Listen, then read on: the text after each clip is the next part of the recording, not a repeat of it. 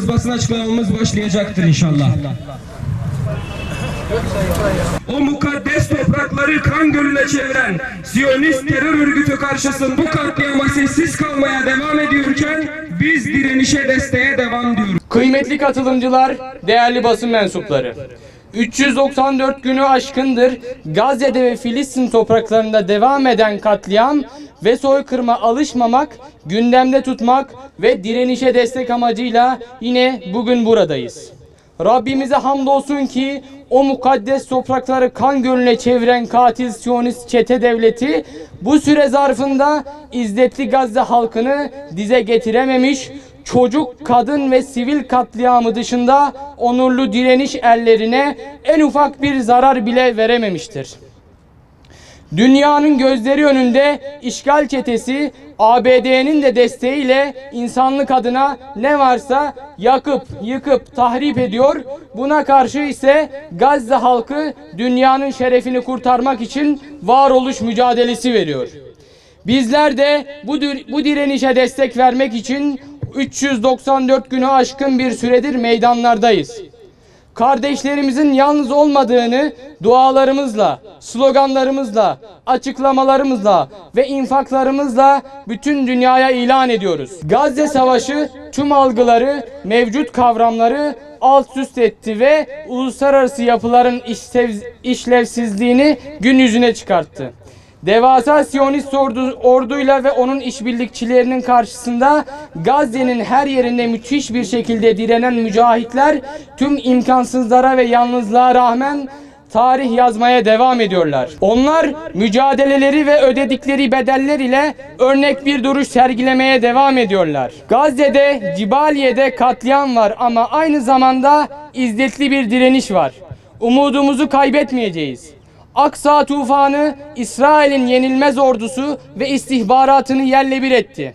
Dünyanın bütün güçleri bir araya geldi ama bir avuç imanlı Kassam tugaylarını yıkamadı. Gazze'deki direniş imanın ne büyük bir güç olduğunu bizlere göstermiştir. Batı'nın bizlere sunduğu modern köleliğin karşısında sadece Allah'a kul olmanın ne büyük bir şeref olduğunu Gazze'deki direniş bizlere göstermiştir. Gazze'deki kanlı savaşın 394. gününde geride bırakıldığı sırada 2. Dünya Savaşı'ndan sonra insanlık için en büyük trajedilerden biri olarak adlandırılan bir başka gününde de bombardımanlarda siviller hayatlarını kaybetmeye devam etti. Şu ana kadar 43.314 üzerinde şehit ve 102.000 yaralı ile on binlerce kayıp verildi. Ve bunların %70'i savunmasız kadınlar ve çocuklardan oluşuyor. Gazze'deki çatışmada kuzeyde Cibaliye kampında ve güneyde Refah şehrinde çatışmalar yoğunlaşmış durumda. Filistinli savaşçılar işgalcileri ciddi kayıplarla karşı karşıya bırakmak için büyük bir direniş gösteriyorlar. Buna karşılık bu direnişin yankıları İsrail'de de etki yaratmış durumda. Direnişe karşı aciz kalan Siyonist rejim ordusu kayıplarını aldırmadan, hezimete doymadan sivilleri öldürmeye devam ediyor. Yetmiyor. Cibaliye'ye 20 günü aşkın bir süredir insani hiçbir yardım sokulmuyor. Dünya ise bunu izliyor, 3 maymunu oynuyor. Dünyaya buradan sesleniyoruz. Bu savaşı bitirin. Gazze'ye savunmak insanlık meselesidir. Bu ateş hepimizi yakacaktır. İsrail'in Kanal 12'si bu rejimin askerlerinin ailelerinin mektubunda savaş kabinesi ve Netanyahu'ya şunları yazdığını duyurdu. Çocuklarımızın hayatlarına değer verin. Katil İsrail bu katliamlara rağmen hiçbir amacına ulaşamamıştır. İddia ettikleri gibi ne Hamas'ı ortadan kaldırmış, ne de Gazze halkını o topraklardan çıkarabilmiş, ne de esirleri kurtaramamıştır. Aksine Aksa tufanı ile bir asırdır oluşturduğu yenilmezlik balonu da sönmüştür. Diğer taraftan dünya genelinde uyarılara rağmen işgalci Siyonist ordusu Refah'ta, Lübnan'da, Beyrut'te ve aynı zamanda Orta Doğu coğrafyasındaki şehirlerine karadan ve havadan saldırısını genişletmiştir. Bu azgın Siyonistleri dünya durdurmazsa şunu iyi bilmeliler ki bunlar yumurtaları pişsin diye dünyayı ateşe vermekten çekinmeyen zavallı mahluklardır. Bir an önce Tüm dünya bir araya gelip bu savaşı, ateşi söndürmeli. İsrail ancak güçten anlar, kınamayla hiçbir şey olmaz. Tüm dünya bu Siyonistlere bir dur demeli ve soykırımı durdurmalı. İnsanlık tarihi boyunca zalimler zillet ile, mazlum ve mustazaflar ise izzet ile anılmıştır. İnsanlık tarihi boyunca zulüm ile abad olan tek bir kişi ve tek bir yapı olmamıştır. Bizler biliyoruz ki bu Rabbimizin bir sünnetidir ve asla değişmeyecektir.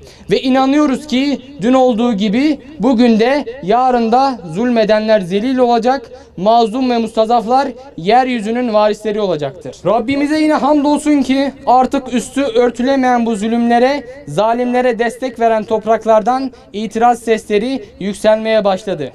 Başta ABD'nin saygın kabul edilen birçok üniversitesinde protesto gösterileri, kesintisiz oturma eylemleri ve direniş gösterileri her geçen gün artarak çoğalmakta. Diyarbakır başta olmak üzere ülkemizin birçok üniversitesinden de bu gösterilere destek eylemleri düzenlenmesi ikiyüzlü Batı'yı tedirgin etmeye başladı. Çok şükür tüm direniş merkezlerini buradan Diyarbakır'dan tekrardan selamlıyoruz. Aksa tufanıyla kendine gelmeye başlayan ümmeti Allah'ın izniyle artık engelleyemeyeceksiniz. Kıvılcım alev aldı. Bu ateş sizleri de yok edecek. Bundan hiç şüpheniz olmasın. Daha önce de katil Siyonist çete devletiyle her türlü ilişkinin kesilmesi gerektiğini birçok eylemimizde dile getirmiştik. Hükümetin geç kalmış olmasına rağmen katil devletle ticari ilişkilerini sonlandırmasından büyük memnuniyet duyduğumuzu tekrardan hatırlatmak istiyoruz. Ancak İsrail'le tonlarca mühimmat taşıyan Meve Katmin gemisi şu an Haydarpaşa limanındadır. İstanbul'daki kardeşlerimiz bu gemiyi ifşa etti ve geminin bir an önce limanımızdan defolup gitmesini istiyoruz. Denizlerdeki Siyonist şirket ZIM, Filistin işgalinin başından beri Siyonistlere mühimmat taşıyan bir şirket olmuştur. İşgal rejiminin her zaman sadık bir ortağı olmuştur. İsrail ordusuna, hükümetine verdiği desteği hiç saklamadı. ZIM, Sio Glickman İsrail'in yanında olduklarını, bütün gemilerinin İsrail'in ordusunun ihtiyaçları için seferber edileceğine ifade etti. Ve buradan şunu söylüyoruz. ZIM olsun veyahut başka bir şirket olsun, İsrail'le mühimmat taşıyan hiçbir gemi ve şirketi limanlarımızda istemiyoruz. Defolup gitsinler. Ve buradan yetkililere sesleniyoruz. Allah için artık bu Siyonistlerle ve işbirlikçilerle ticaret yapmayınız ve bunlara bir dur deyiniz. Limanlarımızı bu eli kanlı teröristlerin kullanmasına izin vermeyin. 3-5 günlük dünyanız için ahiretinizi satmayınız. Topraklarımızda NATO bahanesiyle katil devlet dahil Batı'ya hizmet ettiğinden hiç şüphe etmediğimiz İncirlik ve Kürecik üslerinin de bir an önce kapatılmasını bekliyoruz. Kendini İslam'a ve Mescid-i Aksa'ya adamış Gazze halkına buradan selamlarımızı iletiyoruz. Sizin izzetli duruşunuz tüm dünyayı hayran bırakıyor. Zalim Siyonistler yaptıklarının hesabını verecek ve cehenneme sürülecek. Sizler ise bu ödediğiniz bedel karşısında cennetin en güzel makamlarında ağırlanacaksınız inşallah. Buradan tekrar yüksek sesle ifade ediyoruz ki Mescid-i Aksa, Gazze ve tüm Filistin özgür oluncaya kadar mücadelemizi tüm gücümüzle sürdürmeye devam edeceğiz. Mühletiniz ise Aksa tufanı ile nihayete ermiştir Allah'ın izniyle. O mukaddes topraklar yarın tıpkı dün bizim olduğu gibi yine bizimdir. Gazze'nin, Doğu Türkistan'ın, Suriye'nin direnen özgür halklarınındır. Yaşasın tek, birleşik ve bağımsız Filistin. Yaşasın Hamas ve İzzettin el-Kassam. Şu anda İslam Birliği olsaydı bu aşağılık Siyonist çete bugün kardeşlerimizi katledemeyecekti.